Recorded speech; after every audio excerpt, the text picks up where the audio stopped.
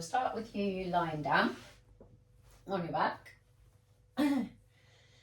Excuse me, maybe when you get there, just press into your feet, lift your hips, and just lay your hips back down so your spine doesn't feel too compressed around the lumbar.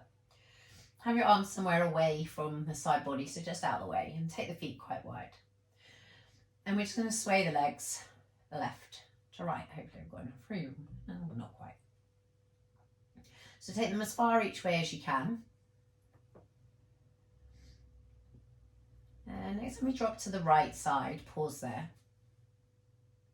And really let this left leg drop as best you can into kind of that internal rotation. So you can roll onto the inner edge of that foot and let this right hip release too. If you feel as if the stretch on the left side can tolerate it, pick the right foot up and place it on the left thigh. Keep the ankle joint flexed so you don't pull so much on the ankle joint. You're finding that leverage of this thigh kind of being prized out of the hip joint. So you might feel this through hip, you might feel it into glute, or particularly into lower back, I would say. So you can hold that for a bit longer if you wish, and come back up through center. Yeah, so I'll just guide you through the shapes, and then you can make a call as to how long you want to hold them for when you're doing this by yourself. So next time we're swaying left to right, next time you drop over to the left, pause there. Again, let this right thigh drop into internal rotation. If you need to slide the right foot a bit wider, you could do. And if it's feeling accessible to you, i.e. the stretch isn't too deep, you can pick the left foot up on the right thigh and really let the weight of that left foot hang off of the right thigh there. And maybe breathe somewhere into the hip, into the psoas, into the lower back, wherever you're exhibiting the sensation. And then come slowly back through center. So again, place your feet down, pick your hips up, and just lay your hips back down. So we talked a little bit about trying to strengthen into the neck muscles. So we'll just work with that head protraction. So from lying on the floor, you're going to imagine there's like a book just flat on your face here. And I just want you to lift the book to sky. Hold for a few seconds. And then release the energy in the neck muscles to bring the head back down. Ideally without dropping the book at any point. So we lift, take the neck into protraction. We hold. And bring it slowly back down. Lift. Hold. And back down. So if you can, pick your feet up. Take your legs outside the rib cage and bring the hands onto the knees. Just draw me some little circles. They don't need to be big, or they can be super big, depending on how your hips back are receiving this shape. Draw those circles back the other way. Again, be gentle with the movement. Don't overly strain the body there. And then we're going to make our way into all fours. So perhaps rolling out to one side is the safest way to do it. We're going to set up in our quadruped stance. Hands below the shoulders, knees below the hips. Just allow your tummy to drop down a little bit. Draw your chest forwards, maybe lift your gaze. And then scoop your tailbone under, tuck your chin in and round your spine. So it's a mobilization exercise for the back. Again, we don't want to feel pain as such. But certainly a depth of sensation. So we might have a little pause here. Take the knees wide, bring the big toes to touch. Gently pull your hips back towards your heels. Slide your hands forwards and rest your forehead to the earth, or if you prefer, a block or a cushion. And then just let yourself settle there. Maybe 4 or 5 breaths. So inhaling somewhere into the back body. And exhaling, seeing if you can draw your hips a little bit deeper towards your heels. Inhaling. And exhaling. So a couple more breaths. I'm just going to grab some props, which I should have got before I started this, but hey ho. Now,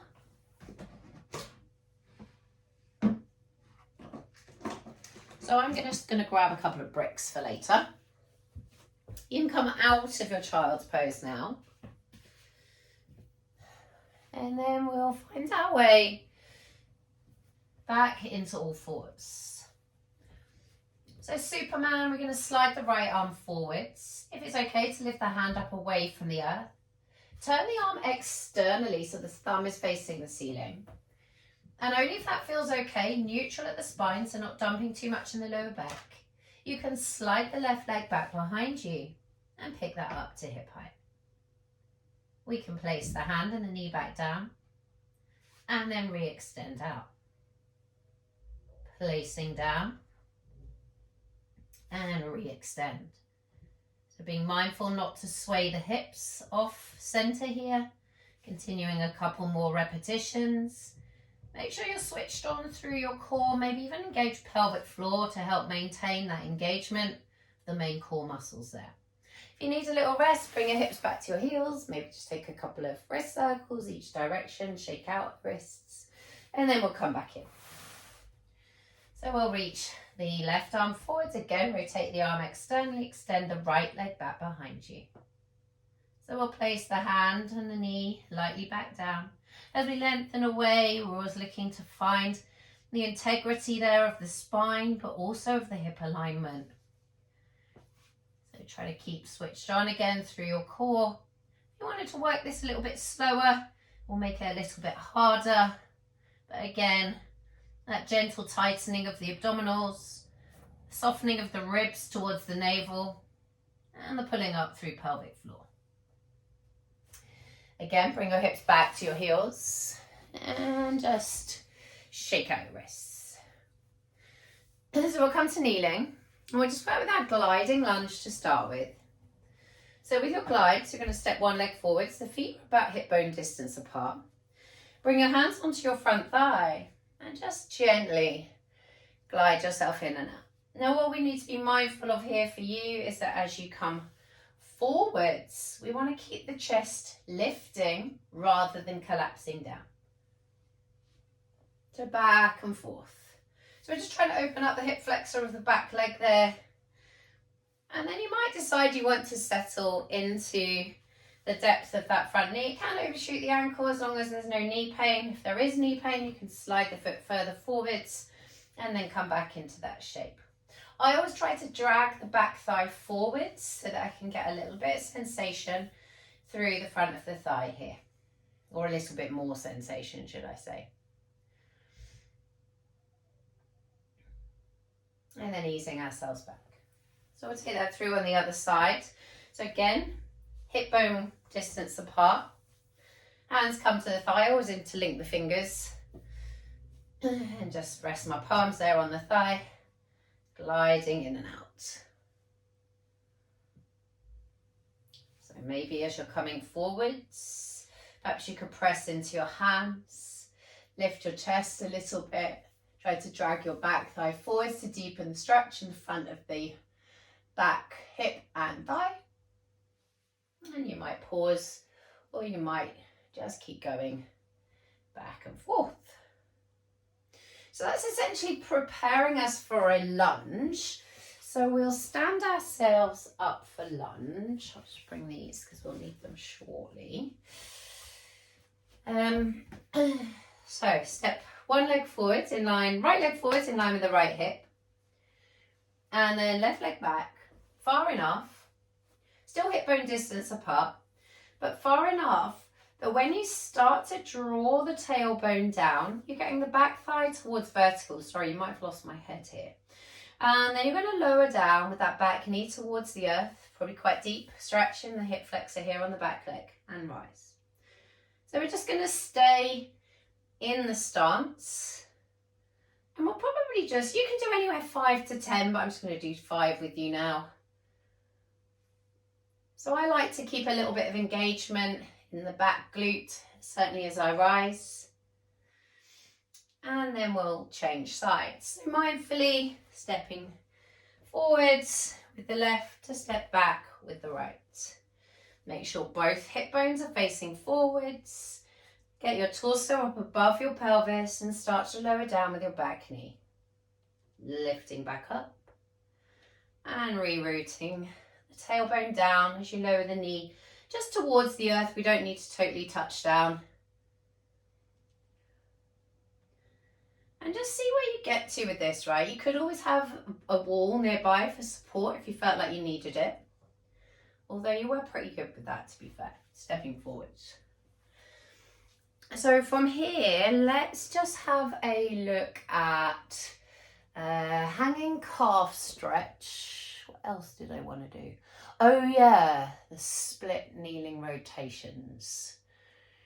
Okay, so this is our block essentially, right? So your hanging calf stretch might look like so.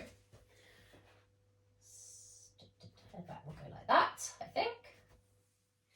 So any riser is fine. Standing on the riser, supporting yourself somewhere in front of you, and just let your heels drape down. You can rise back up if you want a little bit of workout for the calves. But the main focus here is letting the heels drape down. Maybe just pause there. And just finding the breath into the back of the calves.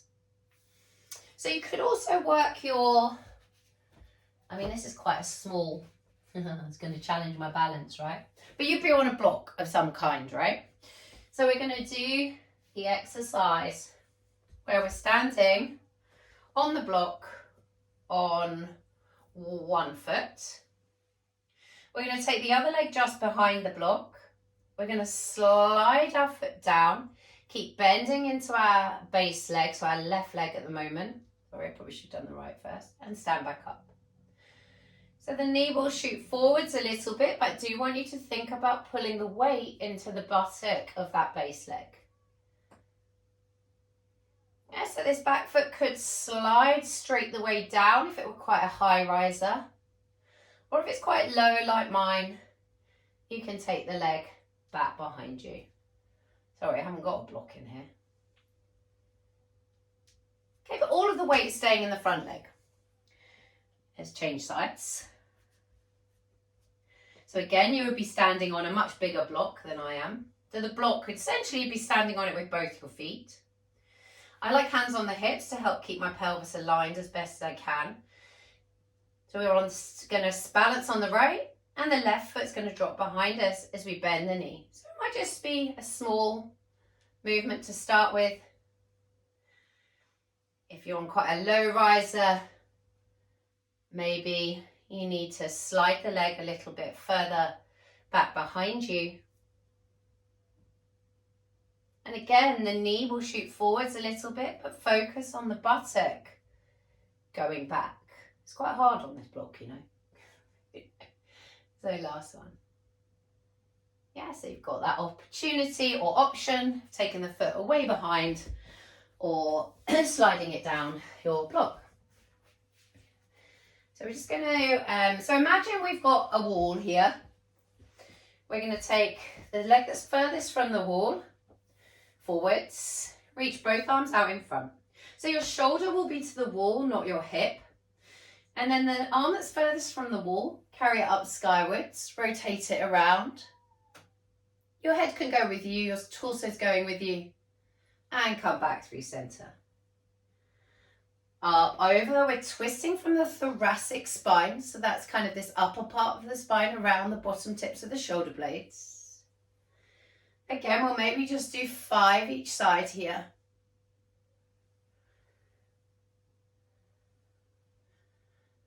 Really reaching with that back arm. It's a lovely one for opening up the spine through that rotation. Of course, want to repeat that on the other side. So leg furthest away, stepping forwards, both arms reaching forwards, arm furthest from the wall, rotates round, and the wall will just help to keep you steady back through to center. Rotate round, so hips want to remain pretty fixed if you can, back through center. Up, over, and through center. Up and over, back through center. Okay, so we could just finish with eye of the needle maybe. So we lie ourselves down for that. Bend the knees. Cross the right foot over the left thigh. Press the thigh away here. And then pick up the back of the left leg. Either the thigh or the shin bone there. Draw the thigh in towards you.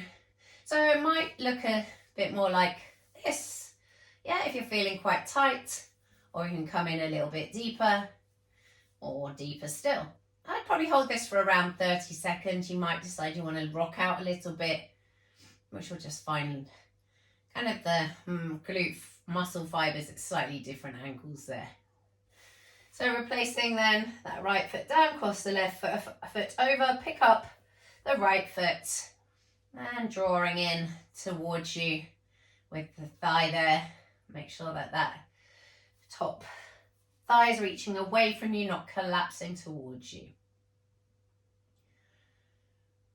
And hopefully that's given you a little bit of what you need, given kind of what it is we're working with.